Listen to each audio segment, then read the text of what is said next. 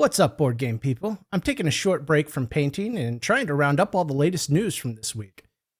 It's been a busy week over on Kickstarter and Gamefound, and we're getting ready to move into new and uncharted territory with Backerkit crowdfunding. We've heard from some frosty ghosts of the past, and Mythic Games is back in the news, and it's never good to be saying that these days. I don't receive any money from game companies for making my videos, so all opinions and biases are my own. I make these videos to help you all stay up to date on the latest news and happenings in the space. If I get something wrong or you disagree with something I say, let your fingers do the talking in the comments. First, let's take a quick look at our two spotlighted campaigns coming to crowdfunding this week. We have two major prospects launching this week I'm keeping an eye on. The first is Return to Dark Tower by Restoration Games. This is a reprint with the addition of a new campaign. Return to Dark Tower is a game for 1 to 4 heroes who undertake epic quests, fight fearsome foes, and test their mettle against the looming darkness of the titular tower. The game features both cooperative and competitive play. This campaign will offer anyone who missed the first run, like me, a chance to grab everything from the first campaign and the new expansion. What makes this campaign even more exciting for me is this is the first title I'll be following that is launching on Backerkit's new crowdfunding platform. It'll be interesting to see how the platform holds up.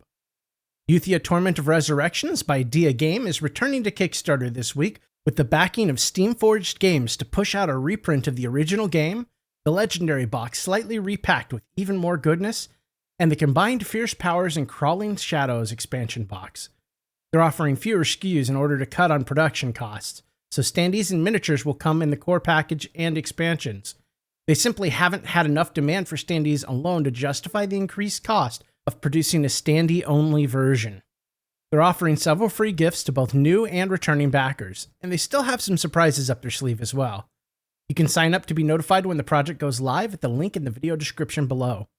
In our Coming Soon section, we're going to see a reprint of The Foundations of Rome, also hosted on Backerkit, and Nanolith and Kinfire Chronicles are coming to Kickstarter.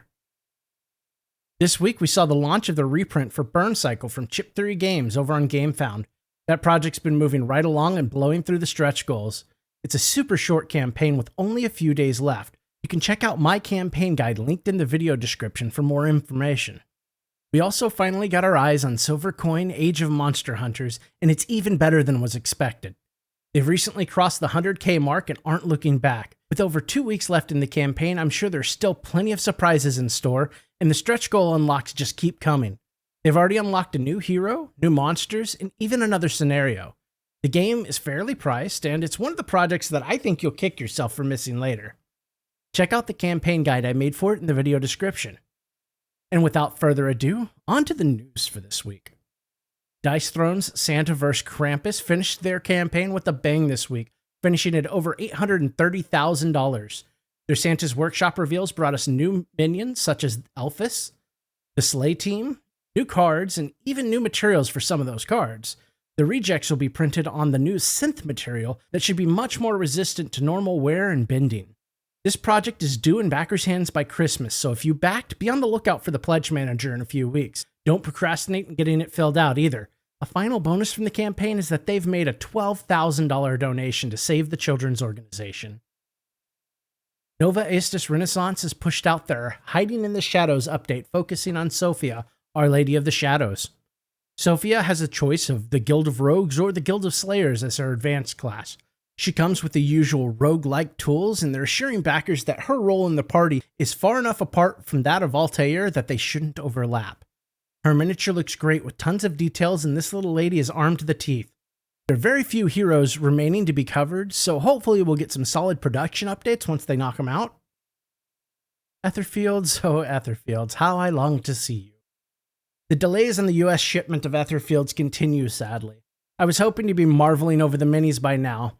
In Asia, 55% of the packages are shipped. In the UK, they're up to 93%. In the EU, they're currently set at 61%, and ships should be docking in port around August 26th for the Canadian shipments.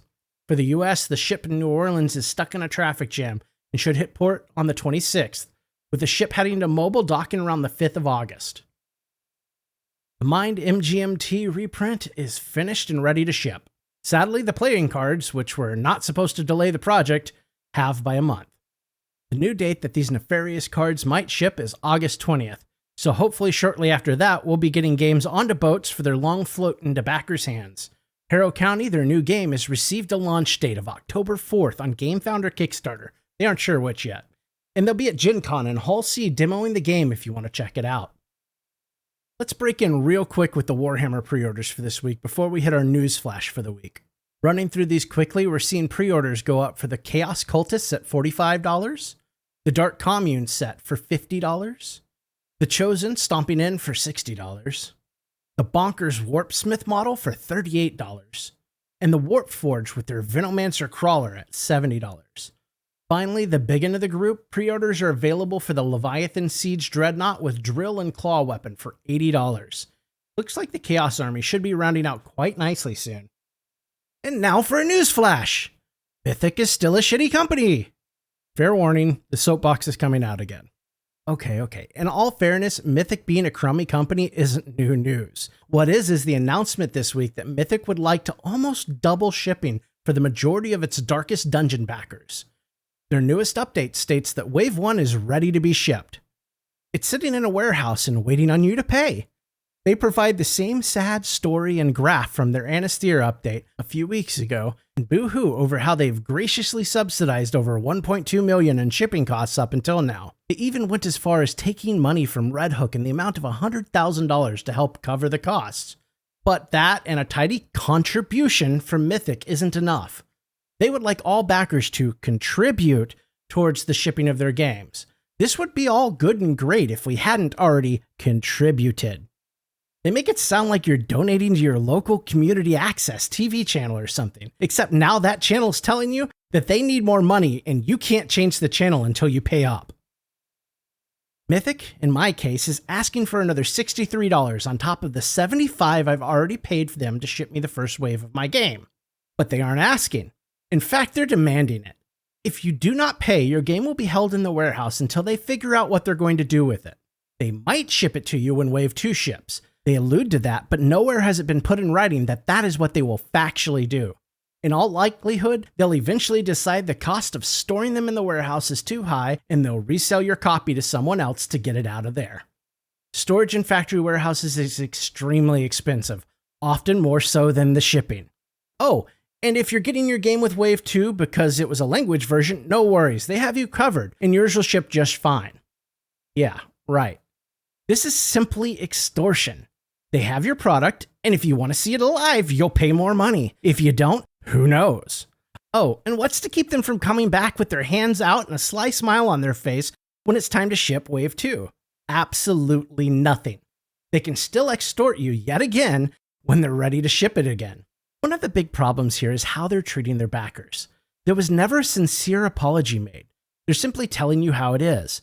For those who claim Mythic is a small company and shouldn't be judged so harshly, see the bottom of their update where you'll find the faces of their 30 employees. Also, please note that these are the people who remain after they already experienced recent major layoffs and departures. They aren't some three-man operation running out of their garage, a company who exists almost solely off of Kickstarter money. They've mismanaged their company and funds, and now they're extorting their major source of income, hoping for one last dance. I immediately sent a note to them via Gamefound where I pre-ordered their game. It read, "Are you offering full refunds to go with your extortion of backers?" And I did receive a reply with absolutely no firm resolution, just empty promises. It reads, "Currently, we are collecting all refund requests and will evaluate the volume of requests over the next week. The processing of those refund requests is suspended momentarily until we assess the demand. Once we have the data and have it analyzed, we will restart processing and provide refunds in blocks. We'll keep you updated on the situation. Please note that if you cannot assist in additional contributions, your order can still be shipped at a later date. We do not have a current timeline and will keep backers updated. The contribution just guarantees that your game will ship now or when the relevant wave is ready. More news will be shared in future updates about the estimated shipping time of such orders. So if you cannot assist in the additional contribution, it can be shipped. They never once say it will be shipped with Wave 2. Also notice no apology, no remorse. Your customers are your investors in this case. You should be embarrassed at treating us this way. Long story short, if you don't pay your shipping contribution, you may never see your game. They're really working hard to make CMON look like a decent company these days. I'm sorry for the rant. Please think with your brain before ever handing these people any more money. I know I will.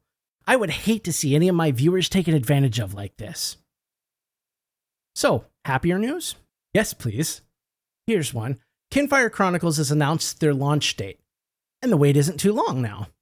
Kinfire is described as a beautifully illustrated whimsical fantasy crawler from the minds behind Arkham Horror, Descent, Witcher 3, Cyberpunk 2077, and Arcane. They'll be launching on Kickstarter on August 9th, and we'll be covering the project when they do. Agemonia has made some huge strides towards meeting their Q3 production estimate this month. The updated roadmap is looking pretty green these days, with only a little work remaining on level 3, 4, and 5. The app has made a huge leap forward, with it sitting around 80% complete. This update, they're showing off some magical items, as well as progress on the application supporting the game. We also got a peek at some of the wax samples for the minis and the storage layout for the box. They'll be opening the PM on Gamefound soon to allow backers to pay for shipping. The Gatekeeper has returned with a proclamation for all the maggots who backed his Atmosfear or Nightmare Kickstarter. He's declared that September 23rd is the date of the Pledge Manager's closing. He chose this date to help celebrate the anniversary of the signing of the Concordat of Worms. Admittedly, he has no earthly or unearthly clue as to what that is, but the date is set in stone. The Gatekeeper has spoken.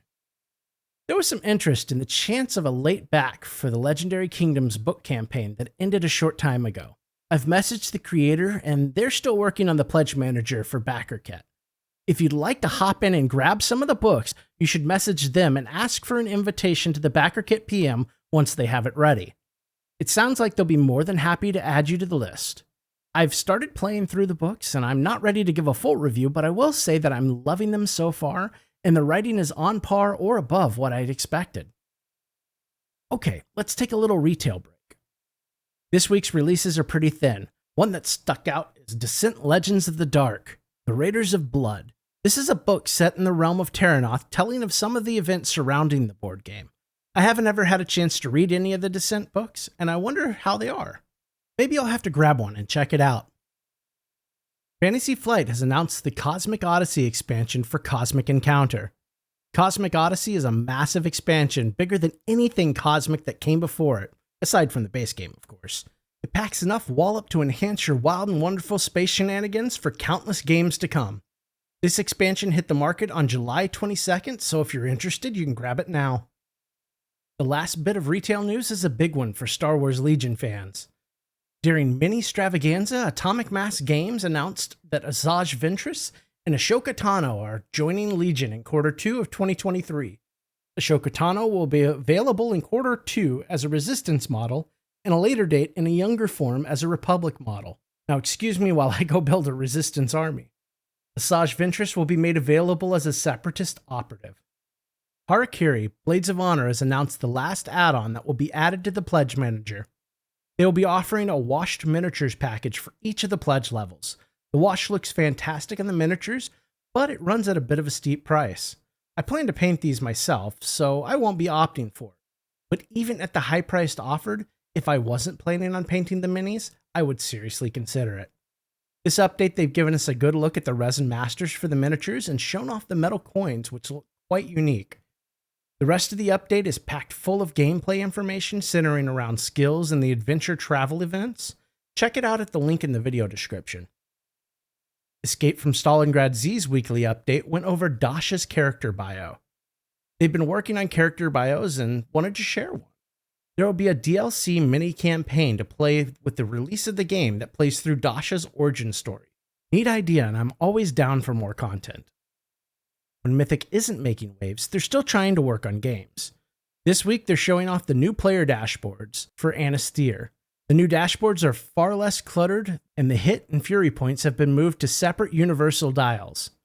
They talk about the rage for bosses and how it will work, and finally they're showcasing a painted version of the Anastyr and Volkar. Frostpunk is back with another solid update. They've gone through the corrections for the darkness they were seeing on some of the printed materials such as the boxes. This issue is resolved, but it cost a month to do so. It's looking like the factory will be ready to deliver assembled games to the logistics company around the end of August.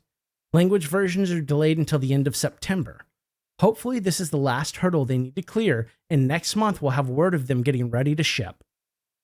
You remembered that Waste Knights has their pledge manager open, right? Right? If you answered no, then you're just like me. Thankfully, after a quick check, it seems that I've already completed it. They pushed out an update this week outlining all the different ways you can bundle your loot in the PM.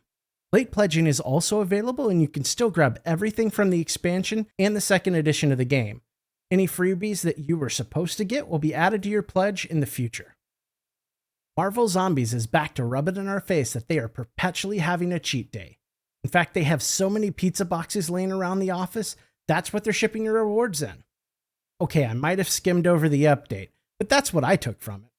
Honestly, I like these pizza boxes better than the Ankh miniature storage solution, so that's a win, I guess. I still think it'd be better if they filled it with pizza, though. I'm just saying. This diet's really killing me. Tamashii provided another development update. This time they're discussing the extended patterns used to reap even greater rewards, experience, and how it's accrued and spent, and turn order, which is still a bit of a work in progress. Side quests have been reworked and renamed to learning protocols. Players start the game with a list of tasks to complete for learning protocols. You can take them or leave them as you wish. And finally, Chronicles of Drunagor, Age of Darkness Apocalypse is back with a Wave 2 content update. They're giving players a glance at some of the lore leading into the expansion, as well as the first part of Chapter 1 and some rules. We're seeing some of the hero sheets and their matching skill trees. The skill trees are nice, but I wish the path between the skills was highlighted in a creative and more obvious way. Their next update will hopefully include some information on Wave 1 shipping and even more Wave 2 content. Wowzers, what a week. I didn't quite get this one out on Sunday like I had hoped, but it was written on Sunday. Hopefully in the coming weeks, news will officially move days. We will be back soon with the loads of campaigns launching this week and many more videos. If you haven't already, please subscribe and help us grow the channel and reach bigger audiences. Thanks for watching and commenting. Have a great week and play something fun tonight.